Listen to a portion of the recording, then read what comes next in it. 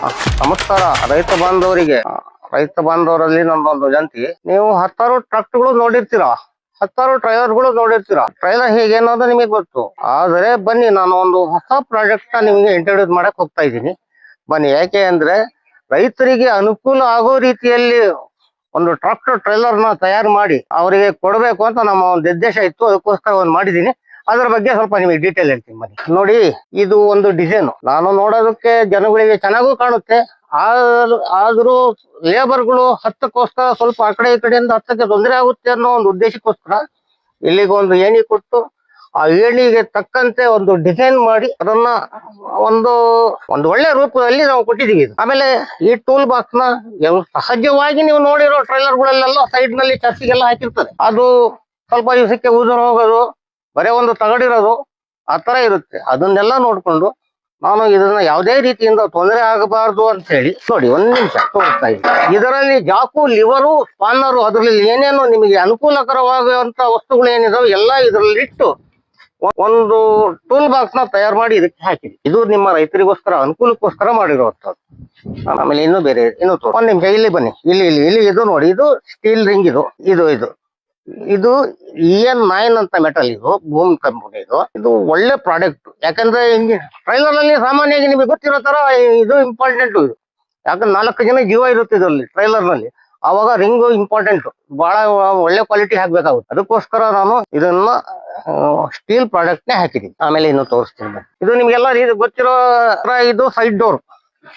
ಇದನ್ನ ಎಲ್ಲಾ ಕಡೆ ಪ್ಲೈನ್ ಆಗಿ ಹಾಕಿರ್ತಾರೆ, ಆಮೇಲೆ ಸಹಜವಾಗಿ ಮಾಡಿರ್ತಾರೆ. ಆದರೆ ನಾನು ನುರಿತ ತಂತ್ರಜ್ಞಾನವನ್ನು ಬಳಸಿ ಅದರಿಂದ ಅನುಕೂಲಕರ ರೈತರಿಗೆ ಆಗೋ ತರ ಇದನ್ನ ಡಿಸೈನ್ ನಲ್ಲಿ ಕ್ರಾಸ್ ಮಾಡಿ ಚಾನಲ್ ಕೊಡ್ತಿದೀವಿ. ಉದ್ದೇಶ ಇಷ್ಟೇ, JCB ಮಣ್ಣು ತುಂಬ್ತೀರಾ, ಕಲ್ಲು ತುಂಬ್ತೀರಾ, ಆ ಕಲ್ಲನ್ನ ಎತ್ತಿಂಗ್ ಹಾಕ್ತಾರೆ, ತಗೊಂಡು ನಾವು ಡೂಮ್ ಅಲ್ಲಲ್ಲಿ ಡೂಮ್ ಬಂದ್ಬಿಡುತ್ತೆ. ಈ ಕ್ರಾಸ್ ಇರೋದ್ರಿಂದ ಅದು ಸ್ವಲ್ಪ ಒಳ್ಳೆ ಒಂದು ಸ್ಟ್ರೆಂತ್ ತಗೊಳುತ್ತೆ.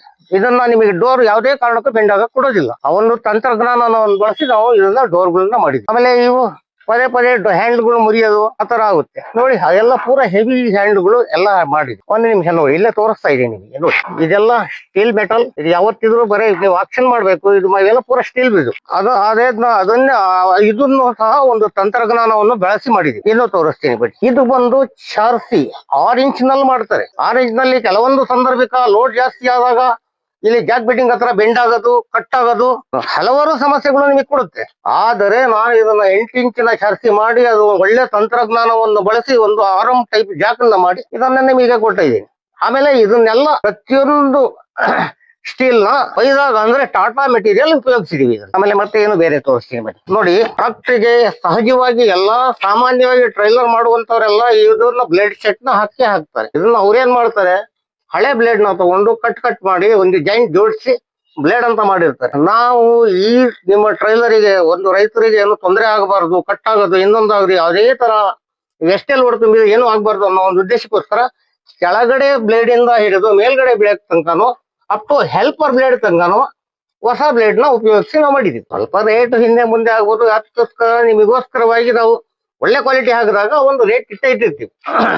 ನೋಡಿ ಒಂದು ನಿಮಿಷ. ಕೆಳಗಡೆ ಚಾನಲ್ಗಳು ನೋಡಿ, ಇದರಲ್ಲಿ ಸುಮಾರು ಕ್ವಾಲಿಟಿ ಚಾನಲ್ಗಳು ಇದಾವೆ. ಇದು ಕಡಿಮೆ ಕ್ವಾಲಿಟಿ ಚಾನಲ್ಗಳು ಹಾಕಿದ್ರೆ ಇದು ಬಹಳ ಆಗಬಹುದು. ತಗಡು ಕಮ್ಮಿ ಮಾಡ್ಬಿಡ್ತಾರೆ ಜಾಸ್ತಿ ಚಾನಲ್ ಹಾಕಿ. ಇದನ್ನ ಅವಶ್ಯಕತೆ ಇರೋದಿಲ್ಲ. ಇದನ್ನ ಸ್ವಲ್ಪ ಹೆವಿ ಚಾನಲ್ ಹಾಕ್ಬಿಟ್ಟು ಅದಕ್ಕೆ ತಕ್ಕಂತೆ ಚಾನಲ್ಗಳು ಹಾಕಿ ಇದನ್ನ ತಗಡು ಹಾಕಿದ್ರೆ ಯಾವುದೇ ಕಾರಣಕ್ಕೂ ಏನೂ ಆಗೋದಿಲ್ಲ. ನೀವು ದಿನಪ್ರತಿ ಒಂದು 10 ವರ್ಷ 20 ವರ್ಷ ಆದ್ಮೇಲೆ ಪ್ಲಾಟ್ಫಾರ್ಮ್ ಶೀಟ್ ಹೋದ್ರು ಇದನ್ನ ತೆಗೆದು ಶೀಟ್ ಹಾಕಿದ್ರೆ ನಿಮಗೆ ಪ್ಲಾಟ್ಫಾರ್ಮ್ ಏನೂ ಆಗೋದಿಲ್ಲ. ಅದನ್ನ ಒಂದು ತಂತ್ರಜ್ಞಾನವನ್ನು ಬಳಸಿ ನಾವು ಹಿಂದ್ಗಡೆ ಕೆಳಗಡೆ ಪ್ಲಾಟ್ಫಾರ್ಮ್ ಶೀಟ್ ಹಾಕಿ ಇದು ಹಿಂದ್ಗಡೆ ಬನ್ನಿ. ನೋಡಿ, ಇದು ಏಣಿ ಸಹಜವಾಗಿ ಕೊಟ್ಟಿರ್ತಾರೆ. ಆದರೆ ಸಹ ಇದನ್ನ ಒಂದು ಕಾಲಿಡಕ್ಕೋಸ್ಕರವಾಗಿ ಒಂದು ಎಕ್ಸ್ಟ್ರಾ ಮುಂದ್ಗಡೆ ಬರೋ ತರ ಮಾಡಿ ಇದನ್ನ ಒಂದು ಏಣಿಯನ್ನ ನಾವು ತಯಾರು ಮಾಡಿ ಹಾಕಿದ್ವಿ. ಆಮೇಲೆ ಇದು ಕಡಿಗೆ ಪೈಪ್ ಇದು ನಿಮಗೆ ಬೇಕು ಅಂದ್ರೆ ಫಿಕ್ಸ್ ಮಾಡ್ಬೇಕು, ತೆಗಿಬೇಕು, ಆ ತರಾನು ಮಾಡುವಂತ ಒಂದು ನಮ್ಮ ಹತ್ರ ತಂತ್ರಜ್ಞಾನ ಇದೆ. ಒಂದು ಆಂಗ್ಲರ್ ಹಾಕಿ ಬೋಲ್ಟ್ ಹಾಕ್ತಿವಿ. ಕೆಲವೊಂದು ಸಲ ಬೋಲ್ಟ್ ಲೂಸ್ ಆಗುತ್ತೆ ಅನ್ನೋ ಒಂದು ಫಿಕ್ಸ್ ಮಾಡಿದೀವಿ. ಆಮೇಲೆ ಕೆಲವು ಜಾಗದಲ್ಲಿ ದಪ್ಪ ಕಣಿಗೆ ಹಾಕ್ತಾರೆ, ಕೆಲವು ಜಾಗದಲ್ಲಿ ಸಣ್ಣ ಕಣಿಗೆ ಹಾಕ್ತಾರೆ. ಅದಕ್ಕೋಸ್ಕರ ಇದನ್ನ 2 ಇಂಚಿಂದ ನಾನು ಪೈಪ್ ಹಾಕ್ತೀನಿ. ಇದನ್ನ ನಿಮಗೆ ಯಾವ್ದು ಬೇಕು ಇದನ್ನ ಹಾಕಿಸ್ಕೋಬಹುದು. ಇದ್ರದಲ್ಲಿ ನಮಗೆ ಇದಿಲ್ಲ. ಆಮೇಲೆ ಬನ್ನಿ, ನೀವು ಸಹಜವಾಗಿ ಹಿಂದ್ಗಡೆ ಡೋರ್ನ ಜಾಸ್ತಿ ಉಪಯೋಗಿಸ್ತೀರಾ. ಈ ಟಿಪ್ಪರ್ ಟ್ರೈಲರ್ ನಲ್ಲಿ ಪಕ್ಕದ ಡೋರ್ ಗಿಂತ ಜಾಸ್ತಿ ಈ ಹಿಂದ್ಗಡೆ ಡೋರ್ನ ಜಾಸ್ತಿ ಉಪಯೋಗ ಮಾಡುವಂತದ್ದು. ಈ ಇಂಜಸ್ಗಳು ಕಟ್ ಆಗುವಂತದ್ದು, ಅಥವಾ ಡೋರ್ ಬೆಂಡ್ ಆಗುವಂತದ್ದು. JCB ಅವರು ಒಂದೊಂದು ಸಂದರ್ಭಕ್ಕೆ ದಬ್ತಾರೆ, ಅವಾಗ ಬೆಂಡ್ ಆಗುವಂತ ಒಂದು ಸಂದರ್ಭ ಇರುತ್ತೆ ಅಂತ ಹೇಳಿ ಇಲ್ಲಿಗೆ ಒಂದು ಚಾನಲ್ ಹಾಕಿ ಹೆವಿ ಡೋರ್ನ ಪಾರ್ಟೇಷನ್ ಮಾಡಿ ಪೂರಾ ಚಾನಲ್ ನಲ್ಲಿ ಹಾಕಿ ಹೆವಿ ಇಂಜೆಕ್ಷನ್ ಹಾಕಿ ನಿಮಗೆ ಅನುಕೂಲ ಆಗುತ್ತೆ ನಾನು ಮಾಡಿದ್ವಿ. ಆಮೇಲೆ ಇದು ಲೈಟಿಗೋಸ್ಕರ ಅಂತ ಮಾಡಿದೀವಿ. ಇದು ಇಂಡಿಕೇಟರ್ ಪಾರ್ಕಿಂಗ್, ಯಾಕಂದ್ರೆ ಟ್ರಕ್ ಮುಂದೆ ಹೋಗ್ಬೇಕಾದ್ರೆ ಇದು ಲೈಟ್ ಏನು ಹಿಂದ್ಗಡೆ ಕಾಣೋದಿಲ್ಲ, ಹಿಂದ್ಗಡೆ ಬರೋವರಿಗೆ ಬಹಳ ತೊಂದರೆ ಆಗುತ್ತೆ. ಅವರಿಗೆ ತೊಂದರೆ ಆಗಬಾರದು ಅನ್ನೋ ಒಂದು ಉದ್ದೇಶಕ್ಕೋಸ್ಕರ ಹಿಂದ್ಗಡೆ ಲೈಟ್, ಡೇಂಜರ್ ಲೈಟ್ ಹಾಕಕ್ಕೋಸ್ಕರವಾಗಿ ಅವ್ರಿಗೆ ಅನುಕೂಲ ಆಗಕ್ಕೆ ಅದನ್ನ ಒಂದು ಬಾಕ್ಸ್ ಮಾಡಿ ಅದನ್ನ ಲೈಟಿಗೂ ಏನು ತೊಂದರೆ ಆಗಬಾರ್ದು ಆ ರೀತಿ ಒಂದು ಅನುಕೂಲಕರವಾಗಿ ಮಾಡ್ಕೊಟ್ಟಿದೀವಿ. ಆಮೇಲೆ ಟೈರ್, ಇದನ್ನ ಹಿಂದ್ಗಡೆ ಡೋರ್ ಬಿಟ್ರು ಏನು ಬೆಂಡ್ ಆಗೋ ರೀತಿಯಲ್ಲಿ ಒಂದು ಟೈರ್ ನ ಅಳವಡಿಸಿದೀವಿ. ನೋಡಿ ಇಲ್ಲಿ ಕಾಣ್ತಾ ಇದೆ ನೋಡಿ, ಇದನ್ನ ಒಂದ್ ಪಕ್ಷ ಏಕ್ದಮ್ ಟೈರ್ ಡೋರ್ ತೆಗೆದು ಬಿಡ್ತಾರೆ, ಬಿಟ್ಟಾಗ ಡೋರ್ಗಳು ಬೆಂಡ್ ಆಗುವಂತದ್ದು, ಇಂಜಸ್ ಕಟ್ ಆಗುವಂತದ್ದು ಯಾವುದೋ ಒಂದು ಆಗಬಾರದು ಅನ್ನೋ ದೃಷ್ಟಿಗೋಸ್ಕರ ಇದನ್ನ ನಾವು ಮಾಡಿದ್ವಿ. ಆಮೇಲೆ ಅನಂತರ ಬನ್ನಿ, ಇದನ್ನ ಟಿಪ್ಪರ್ ಬುಷ್ ಅಂತಾರೆ.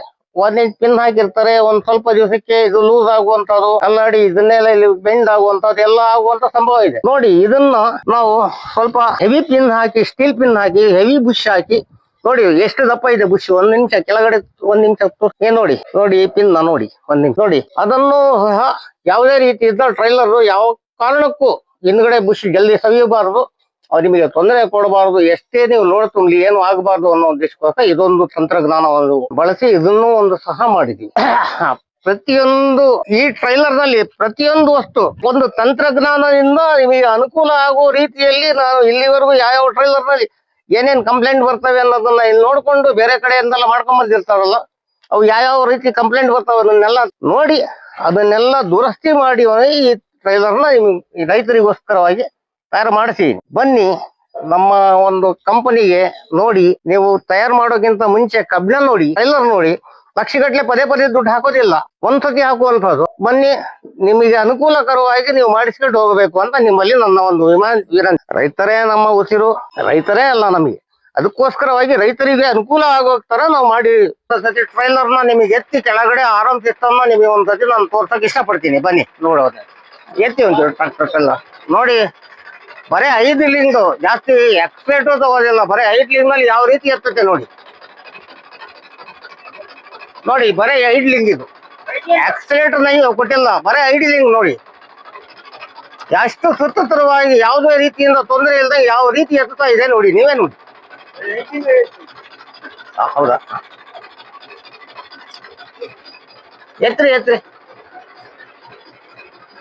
ನೋಡಿ. ಇದರ ತಂತ್ರಜ್ಞಾನ ಏನು ಅಂದ್ರೆ, ಕೆಲವೊಂದು ಜಾಗದಲ್ಲಿ ಟಿಪ್ಪರ್ನ ಎತ್ತಿ ಬಿಡ್ತೀರಾ, ವೈಬ್ಲಿಂಗ್ ಆಗುತ್ತೆ, ಟ್ರೈಲರು ಉಳ್ಳುವಂತ ಸಂಭವ ಇರುತ್ತೆ.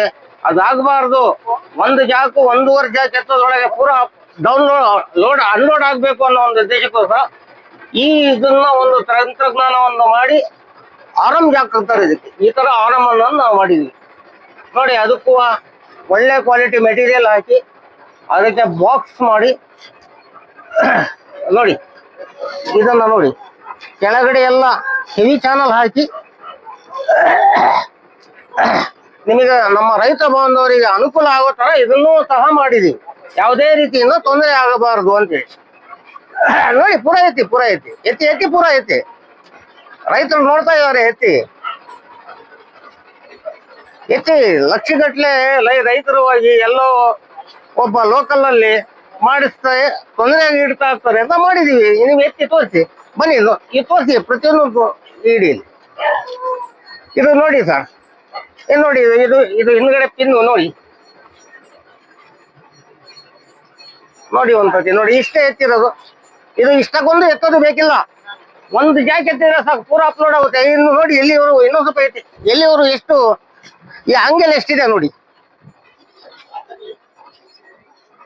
ಇದರಲ್ಲಿ ಹಸಿಮಣ್ಣು ಏನಾರ ಇದ್ರು ನೀವು ಹಿಂದೆ ಮುಂದೆ ಜರಕ ಹೊಡಿಯೋದು ಬೇಡ, ಅದೇ ತರ ಕೆಳಗಡೆ ಇಳಿಯುತ್ತೆ.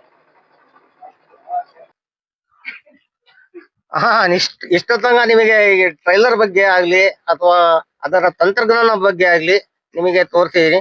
ಆದ್ರೆ ಎಲ್ಲಿ ಮಾಡಿದೀವಿ, ಎಲ್ಲಿ ಮಾಡಿಸಿರುವಂತದ್ದು, ಎಲ್ಲಿ ಹೋಗ್ಬೇಕು ನಾನು ನಿಮಗೆ ತಿಳಿಸಿರ್ಲಿಲ್ಲ. ಇದನ್ನ ನಮ್ದು ಡೈಮಂಡ್ ಟ್ರೈಲರ್ಸ್ ಅಂತ. ನಾನು ಈ 40 ವರ್ಷದಿಂದ ಸುಮಾರು 35-40 ವರ್ಷದಿಂದ ಇದನ್ನ ಡೈಮಂಡ್ ಟ್ರೈಲರ್ಸ್ ಅಂತ ಮಾಡ್ತಾ ಇದ್ದೆ ನಾನು. ಅದನ್ನ ಈಗ ಅಗ್ರಿಲೋಮ್ ಪ್ರೈವೇಟ್ ಲಿಮಿಟೆಡ್ ಅಂತ ನನ್ನ ಮಗ ಬಂದು ಅದನ್ನ ಒಂದು ಮಾಡಿಫೈ ಮಾಡಿದ್ದಾನೆ ನೋಡಿ. ಇದು ಅಗ್ರಿಲೋಮ್ ಪ್ರೈವೇಟ್ ಲಿಮಿಟೆಡ್ ಅಂತ ಫೋನ್ ನಂಬರ್ ಇದೆ. ಇದು ಬಂದು Chitradurga district Hosadurga taluk industrial area, Tarikere road industrial area. ಅಲ್ಲಿ ಶೆಡ್ ನಂಬರ್ D9 ಅಂತ, ಅಲ್ಲಿ ಒಂದು ದೊಡ್ಡ ಬೋರ್ಡ್ ಹಾಕಿದೀವಿ, ಅಗ್ಲಿರ್ಲು ಪ್ರೈವೇಟ್ ಲಿಮಿಟೆಡ್ ಅಂತ. ತಾವು ದಯವಿಟ್ಟು ಬನ್ನಿ, ಬಂದು ನಮ್ಮ ಆಫೀಸ್ ನಲ್ಲಿ ನಿಮಗೆ ನಿಮಗೆ ಒಂದು ಫೋನ್ ನಂಬರ್ ಸತ ಇದೆ, ಆ ಫೋನ್ ಮಾಡ್ಕೊಳ್ಳಿ. ಬಂದು ನಮ್ಮನ್ನ ಕೇಳಿ ನೀವು ನಿಮಗೆ ಯಾವ್ದಿದೆ, ನಿಮಗೆ ಯಾವ ತರ ಬೇಕು, ನಿಮಗೆ ಬೇಕಾಗಿರೋ ರೀತಿ ನಿಮಗೆ ಯಾವ ತರ ಬೇಕು ಆ ತರ ನೀವು ಮಾಡಿಸ್ಕೋಬೇಕು ಅಂತ ನಾನು ನಿಮ್ಮಲ್ಲಿ ಒಂದು ವಿನಂತಿ. ಆದ್ರೆ ಒಂದು ಕಂಡೀಷನ್, ನಮ್ಮ ಹೆಸರು ಹೇಳ್ಕೊಂಡು ಅಕ್ಕಪಕ್ಕದಲ್ಲಿ ಲೋಕಲ್ ಮಾಡುವಂತವ್ರು ಇದ್ದಾರೆ. ದಯವಿಟ್ಟು ಅದನ್ನ ನೀವು ಮೋಸ ಹೋಗಬೇಡಿ. ಅವ್ರ ಫೋನ್ ನಂಬರ್ ನಲ್ಲಿ ನಮಗೆ ಫೋನ್ ಮಾಡಿ, ನಾವೇ ಬಂದು ನಿಮಗೆ ಕಾಂಟ್ಯಾಕ್ಟ್ ಮಾಡ್ತೀವಿ, ಎಲ್ಲಿ ಬರ್ಬೇಕು ಅಂತ ಹೇಳ್ತೀವಿ. ಸರಿಯಾದ ರೀತಿ ಸರಿಯಾದ ಜಾಗಕ್ಕೆ ಬಂದು ನಾವು ಮಾಡಿಸ್ಕೊಂಡು ಹೋಗೋದು ಸೂಕ್ತ ಅಂತ ನನಗೆ ಅನಿಸ್ತಾ ಇದೆ. ಇದೇ ರೀತಿ ಬಹಳ ಜನ ಮೋಸ ಬಿದ್ದಿದ್ದಾರೆ ಅಕ್ಕಪಕ್ಕ ಹೋಗಿ. ಅದೇ ನಮ್ಮ ಇಂಡಸ್ಟ್ರಿಯಲ್ ಏರಿಯಾದಲ್ಲಿ ಅಕ್ಕಪಕ್ಕದಲ್ಲಿ ಯಾರು ಲೋಕಲ್ ಮಾಡುವಂತವ್ರು ಬಹಳ ಜನ ಇದ್ದಾರೆ. ಇದೇ ಅದು ಅಂತ ಹೇಳಿ ಹೋಗಿ ಮಾಡಿರುವಂತವ್ರು ಇದ್ದಾರೆ. ದಯವಿಟ್ಟು ಆ ತರ ನಿಮಗೆ ಆಗೋದು ಬೇಡ ಅಂತ ನಾನು ಹೇಳ್ತಾ ಇದ್ದೀನಿ. ಇಷ್ಟು ನಾನು ಹೇಳಿ ನಾನು ನಿಮ್ಮ ಒಂದೆರಡು ಮಾತನ್ನ ನಿಮ್ಮ ಹತ್ರ ಮಾತಾಡಿ ನಾನು ಮುಗಿಸ್ತೀನಿ. ನಿಮ್ಗೆ ಧನ್ಯವಾದಗಳು.